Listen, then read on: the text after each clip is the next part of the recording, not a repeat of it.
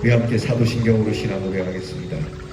전능하사 천지를 만드신 하나님 아버지를 내가 믿사오며 그 외아들 우리 주 예수 그리스도를 믿사오니 이는 성령으로 잉태하사 동정녀 마리아에게 나시고 본디오 빌라도에게 고난을 받으사 십자가에 못 박혀 죽으시고 장사한 지 사흘 만에 죽은 자 가운데서 다시 살아나시며 하늘에 오르사 전능하신 하나님 우편에 앉아 계시다가 저리로서 산 자와 죽은 자를 심판하러 오시리라.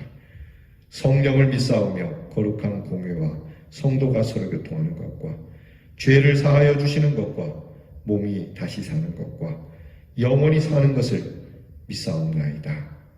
아멘. 찬송가 366장 어두운 내 눈 밝히사 찬양하겠습니다.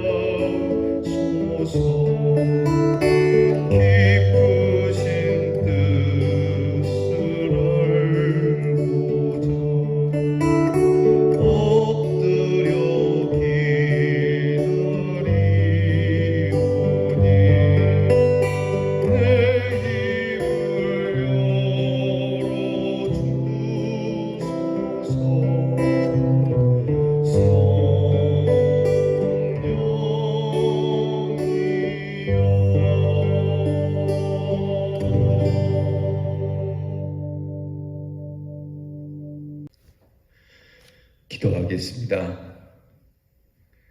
오늘도 어두운 우리의 눈을 여시고자 불러주신 하나님, 우리의 눈을 열어 진리를 보게 하시고 오늘도 막혀진 우리의 귀를 열고자 우리를 부르신 주님, 우리의 귀에 선하신 주의 음성이 들리게 하시고 어눌한 우리의 입을 아시고 불러주신 주님, 부족한 입술을 열어 복음을 전할 수 있는 은혜를 주시옵소서. 우리의 눈을 통하여 참빛을 찾게 하시고 우리의 귀를 통하여 참 기쁨을 알게 하여 주시고 우리의 입을 통하여 차가운 마음을 녹여 사랑을 하게 하여 주시옵소서. 이 새벽에 주 앞에 묵묵히 조용히 엎드리오니 하나님의 그 기쁘고 놀라우신 뜻을 알기 위하여 엎드린 주의 종들에게 하나님 눈과 귀와 입을 열며 마음을 열어 주께서 좌정하여 주시는 은혜가 있게 해 주시옵소서. 주님, 우리의 눈을 열어 주의 율법에 기이하고 놀라운 것을 보기를 원하오니 오늘도 우리의 삶을 통하여 하나님께서 행하시는 일 속에 이 참 놀라운 하나님의 은혜를 누리게 하여 주시옵소서. 마음의 근심을 걷어내게 하시고 한숨을 물리치게 하시고 괴로움과 두려움이 있을 때 더욱 주님 앞으로 나아가는 믿음을 갖게 하시고 우리에게 슬픈 마음이 있을지라도 주님 앞에 기도하며 여러 문제와 그리고 소원들을 주께 아뢰며 염려하지 않고 감사함으로 살아가는 하루가 되게 해 주시옵소서.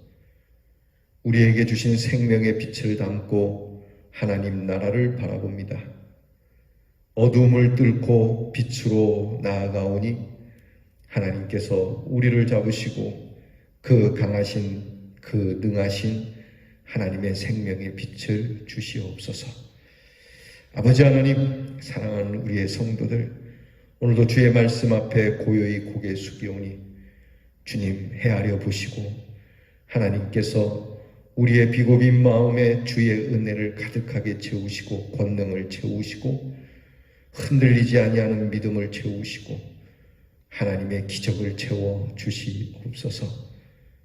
오늘도 하나님 사랑하는 성도들의 가정을 지켜주시고 밝게 하시고 우리의 사랑하는 성도들에게 건강을 주시고 힘있게 하시고 우리의 자녀들이 희망을 품고 하나님 즐거이 출입하는 자녀들이 되게 해 주시옵소서.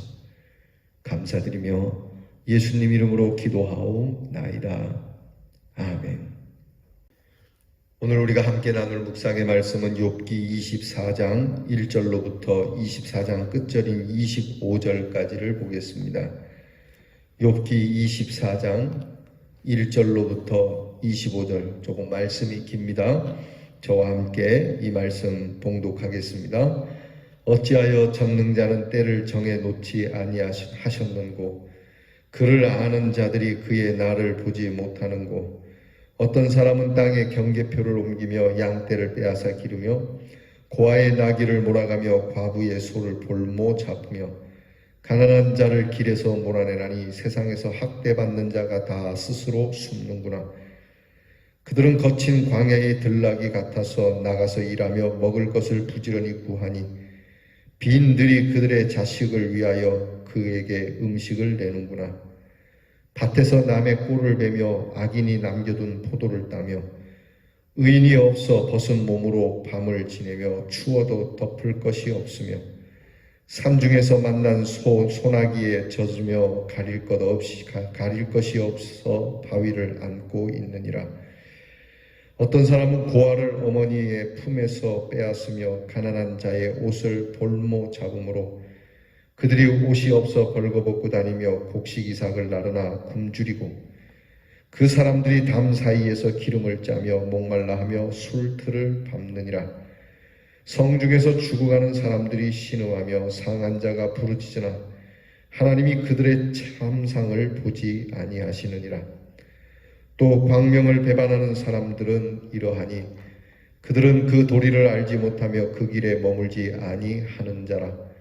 사람을 죽이는 자는 밝을 때에 일어나서 학대받는 자나 가난한 자를 죽이고 밤에는 도둑같이 되며 간음하는 자의 눈은 저물기를 바라며 아무 눈도 나를 보지 못하리라 하고 얼굴을 가리며 어둠을 틈타 집을 뚫는 자는 낮에는 잠그고 있으므로 광명을 알지 못하나니 그들은 아침을 죽음의 그늘같이 여기니 죽음의 그늘의 두려움을 알니라. 그들은 물 위에 빨리 흘러가고 그들의 소유는 세상에서 저주를 받나니 그들이 다시는 포도원 길로 다니지 못할 것이라. 가뭄과 더위가 눈 녹은 물을 곧 빼앗나니 수월이 범죄자에게도 그와 같이 하느니라. 모태가 그를 잊어버리고 구더기가 그를 달게 먹을 것이라. 그는 다시 기억되지 않을 것이니 부리가 나무처럼 꺾이리라. 그는 임신하지 못하는 여자를 박대하며 과부를 선대하지 아니하는도다. 그러나 하나님이 그의 능력으로 강포한 자들을 끌어내시나니 일어나는 자는 있어도 살아남을 확신은 없으리라. 하나님은 그에게 평안을 주시며 지탱해 주시나 그들의 길을 살피시도다. 그들은 잠깐 동안 높아졌다가 천대를 받을 것이며 잘려 모아진 곡식 이삭처럼 되리라. 가령 그렇지 않을지라도 능히 내 말을 거짓되다고 지적하거나 내 말을 헛되게 만들 자 누구랴. 아멘. 엘리바스를 향하여 욥이 내뱉는 말, 오늘 본문을 보게 되면 대부분이 악인의 악한 모습과 악한 행동과 그리고 결국은 악인이 망하게 된다는 내용입니다. 이 내용은 욥의 친구들의 주장과도 비슷한 부분이 있지만 그러나 욥이 문제 삼는 것은 먼저 악인의 번영에 대한 겁니다. 악인은 빼앗고 탈취하고 무자비하고 살인과 간음을 일삼아도 망하지 않고 그 번영이 계속되고 있다는 거죠. 그러니까 악인이 형통하고 있는데 오늘 내가 형통치 못한 부분이 있다고 해서 이것이 악의 결과라고 말하지는 마라. 반증하는 이야기입니다. 성경에서도 악인은 형통하고 있다. 그러니 악의 형통을 부러워하지 말라. 그러니 지금 악의 결과로 내가 고통을 받는다라고 말하기 전에 악한 사람들이 형통하고 있다는 거에 초점을 좀 맞출 필요가 있지 않겠느냐, 그렇게 말하는 겁니다. 욥의 모습을 악인의 멸망된 모습으로 몰아붙이는 친구들에게 그렇지 않음을 보여주는 겁니다. 그래서 욥은 이런 일에 대해서 하나님의 시기, 하나님의 때에 대한 말씀을 합니다. 욥은 하나님이 정한 시기가 있는데 그것을 우리는 알 수가 없다고 답답해하는 것이죠. 심판은 분명한데 하나님의 시기는 확실한데 과연 그게 언제냐? 그냥 끝나봐야 아는 거죠. 끝날 때까지 끝난 게 아닙니다. 여러분, 우리가 흔히 스포츠 이야기를 하지 않습니까? 운동 경기를 할 때 끝나야 끝나는 거다. 끝나기 전까지는 마지막 휘슬이 울리기 전까지는 끝난 게 아니다라고 하는 이러한 어나운서의 이야기를 종종 듣습니다. 그렇습니다. 하나님의 심판은 마지막 심판 자리에 가봐야 하는 겁니다. 그러니까 오늘 우리가 형통하고 잘되고 멋져 보이고 그런다고 해서 하나님의 심판이 끝났다고 생각하면 안 됩니다. 오늘 우리가 좀 잘 안 되고 우리에게 모자람이 있다고 해서 이것이 끝이라고 여겨서는 안 됩니다. 중요한 건 하나님의 때가 있다는 거죠. 그때를 우리가 알지 못해서 답답하지만 말입니다. 그래서 하나님의 이 때, 이것을 알지 못해 답답하지만 그래도 하나님께서는 반드시 하나님이 정하신 때에 하나님의 뜻을 반드시 이행하신다는 믿음을 고백하고 있는 겁니다. 우리가 이 하나님의 때를 잘 알지 못해서 혼란스러워하기도 하고 특별히 낙심하는 일들이 많이 있죠. 저에게도 그런 것이 있습니다. 그러니 이 욥의 말씀을 읽으면서 다시 한번 다지는 것이죠. 우리는 하나님의 역사에 대해 많은 의문을 가질 수 있습니다. 사실 우리가 하나님에 관한 것, 이전에 땅 속에 있는 것이라도 제대로 알고 있습니까?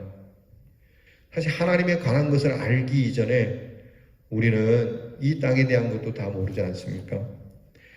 옛날에 공자가 그런 말을 했다 그래요.